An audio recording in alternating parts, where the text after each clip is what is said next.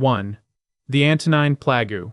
The Roman Empire was at its peak. 2 emperors ruling together. Armies pushing into Mesopotamia. Roads connecting every corner of the known world. No civilization had ever been more connected, and that was exactly the problem. In 165 AD, Roman soldiers returned from a campaign in the east. They came home with loot, with victories, and with something invisible. Within months, people across the empire were burning with fever. Their skin broke into black pustules. They coughed until they bled. The physician Galen watched it spread through Rome and wrote everything down. It was the first clinical description of a pandemic in Western history, and nobody knew what to do. Historians still debate what it was. Smallpox. Measles. Something in between. What they agree on is how it moved.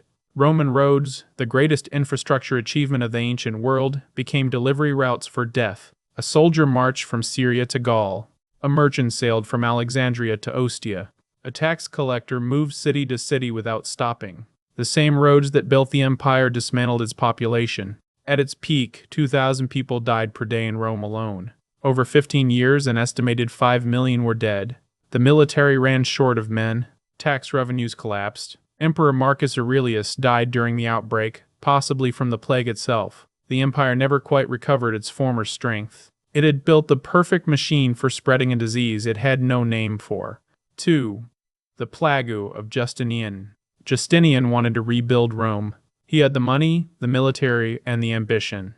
By 541, his armies had retaken North Africa, Italy, and the Western Mediterranean. The Byzantine Empire was expanding in every direction. Then a ship arrived in Egypt from Ethiopia. The rats came off first. Yersinia pestis, the bacterium that causes bubonic plague, had been building in rodent populations along the trade routes of East Africa and Central Asia for years. When it finally reached the grain stores of Egypt, the most important food supply in the ancient world, it found its highway. Egypt fed Constantinople. Constantinople fed the empire. Grain ships sailed constantly between them, carrying cargo, sailors, rats, and fleas. The symptoms were specific and terrifying. Swollen lymph nodes in the groin, the armpit, the neck, hard as eggs, and hot to the touch. High fever. Blackened skin where blood vessels had burst beneath the surface. Most victims were dead within a week.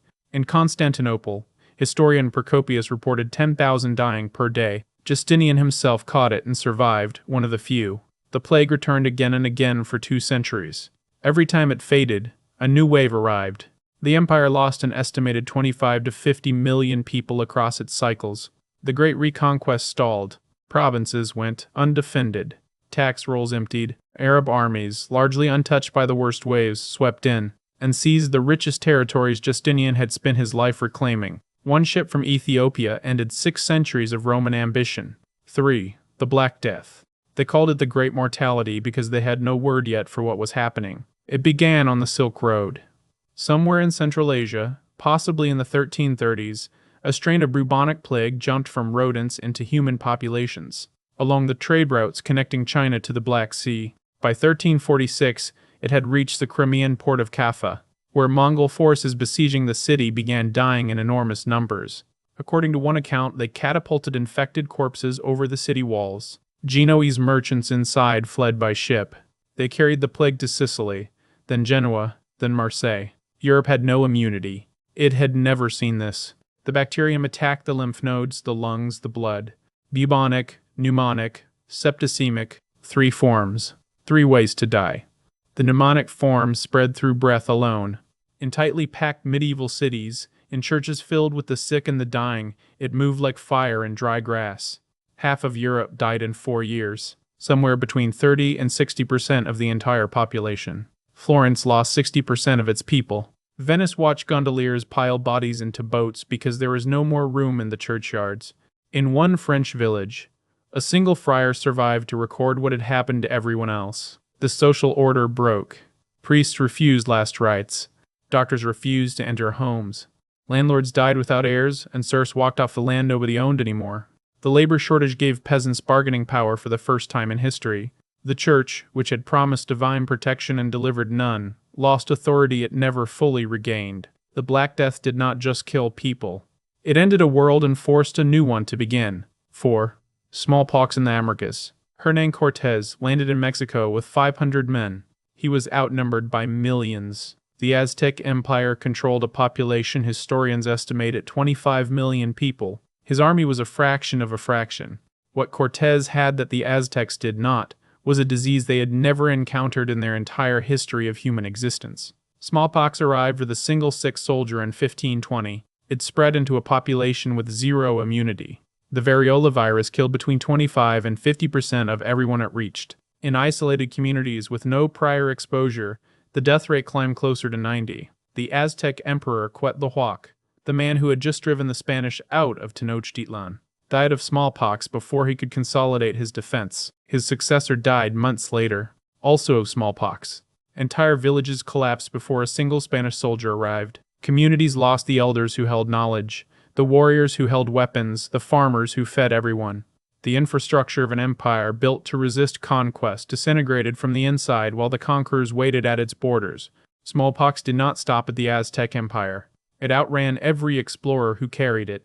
By the time Europeans reached the Mississippi Valley in force, the civilizations there had already been hit by waves of disease spreading overland from first contact points on the coast. People were dying from a virus carried by strangers they had never met and never would. Estimates of the total death toll across the Americas over the following century range from 50 to 90 million people. The greatest biological catastrophe in recorded human history, and it was almost entirely invisible to the people causing it. 5. The Great Plague of London. London in 1665 was a city that had forgotten what plague felt like. The last major outbreak had been in 1603. An entire generation had lived and died without it. The population had grown. The city had packed itself tighter into the same narrow streets. More people, more rats, more fleas, and no living memory of what was coming. The first cases appeared in the parish of St. Giles in the Fields, one of the poorest and most densely crowded neighborhoods in the city. Bubonic plague. The lymph nodes swelled. The fever rose. The black marks appeared on skin. By summer, the city was losing 7,000 people a week. The wealthy left immediately. King Charles II took the entire court to Oxford. Merchants locked their shops and fled. The people who stayed were the ones with nowhere else to go. Searchers of the dead, women paid to examine corpses and determine cause, walked through the streets, marking doors with a red cross and the words, "Lord have mercy upon us." The sick and the healthy were locked inside the same houses. Neighbors who tried to escape were forced back at sword point. Samuel Pepys recorded all of it in his diary. He walked through streets empty in summer, past houses marked red, past death carts moving in the dark. He wrote that he expected to be dead before the year was out. Pepys survived. Around 100,000 Londoners did not. A quarter of the city's entire population gone in 18 months.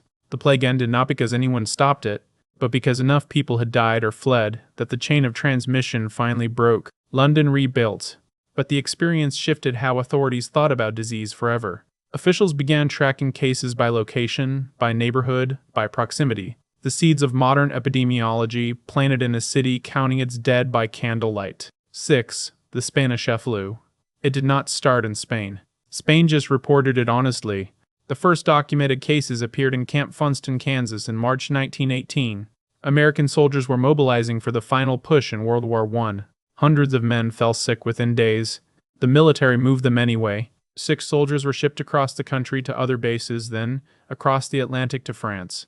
In the trenches, men lived shoulder to shoulder in conditions designed to spread disease. Allied soldiers gave it to German soldiers across no man's land. It did not care which side it was on. The virus mutated. The second wave, arriving in the fall of 1918, was the deadliest. Unlike most influenza strains that killed the very young and the very old, this one destroyed the immune systems of healthy adults in their 20s and 30s. Their own bodies turned against them. The immune response attacked the lungs directly. Men who felt fine in the morning were dead by night. Most countries at war suppressed reporting to maintain morale. Spain was neutral. Spanish newspapers reported freely, so it became the Spanish flu, named for the country that told the truth while everyone else stayed quiet. In Philadelphia, a Liberty Loan parade held in September 1918 drew 200,000 people into the streets. City officials had been warned to cancel it. They refused. Within 72 hours, every hospital bed in the city was full. Bodies piled up in homes because there were no coffins left to buy. In 10 days, 4,500 Philadelphians were dead. The Spanish flu killed between 50 and 100 million people worldwide in under 2 years, more than the entire death toll of World War I. It reached the Arctic and the Pacific Islands and villages that had never heard a cannon. When it ended, governments buried the memory almost as fast as the bodies. Too large to process, too shameful to examine. The 20th century moved on and left it behind, until the next pandemic forced everyone to dig it back up again. 7. COVID-19. The market in Wuhan sold live animals. Snakes, bats, civets, species that never shared the same ecosystem in the wild, packed into cages stacked on top of each other. Viruses do not need passports. They just need proximity. In late November 2019, doctors in Wuhan began seeing a pneumonia that did not respond to standard treatment. A physician named Li Wenliang warned colleagues about a SARS-like illness spreading in the city. Police made him sign a statement calling his warning false. He went back to work. He caught the virus from a patient. He died on February 7, 2020. He was 33. What made it uniquely dangerous was its timing. It spread before symptoms appeared. A person infected on Monday felt nothing until Saturday. In those 5 days they went to work, rode the subway, and flew across the world. Wuhan had a major international airport. Millions traveled through it during Chinese New Year, the largest annual human migration on the planet. In the exact window the virus was silently moving. The global death toll passed 7 million by official count. The real number is estimated at 15 to 20 million. The world economy lost $12 trillion in 2 years. And still, with live dashboards tracking every death in real time, the world repeated the same pattern every civilization before it had followed. It moved too slow, it denied too long, and it paid the price. 8. The Cholera pandemics. Most diseases kill quietly. Cholera makes an announcement. A person can feel fine at breakfast and be dead by dinner. The body loses fluid so fast that skin turns blue and wrinkled. It spread through the one thing no city could survive without: drinking water. Cholera originated in the Ganges Delta of India. For centuries it stayed there. Then the British Empire built the infrastructure that carried it across the world. Trade routes, trade movements, pilgrimage roads. The first pandemic began in 1817 and swept from Bengal across Asia and into the Middle East. By 1832, the second pandemic had reached London, Paris, Quebec, and New York. In 1854, a physician named John Snow mapped every death during a London outbreak and traced them all to a single water pump on Broad Street. He had the handle removed. The outbreak stopped. Snow did not know what bacteria was. He only knew the pump was killing people. His work became the founding act of modern epidemiology. There have been 7 cholera pandemics since 1817. The 7th began in 1961 and has never officially ended. It still kills up to 143,000 people every year, almost entirely in places without clean water. Cholera is not a historical disease. It is a present one. It is just killing people in places the world has learned not to look. Every plague in this video traveled on something humans built. Roads, ships, trade routes, military supply lines, airports, water systems. The infrastructure of civilization has always been the infrastructure of contagion. The more tightly the world connected itself, the faster disease moved through it. We have never beaten a plague by hiding from each other. We beat them by understanding them faster than they spread. Every time the race was the same. Every time the cost of losing it was measured in people. The disease was never the only enemy. The speed was.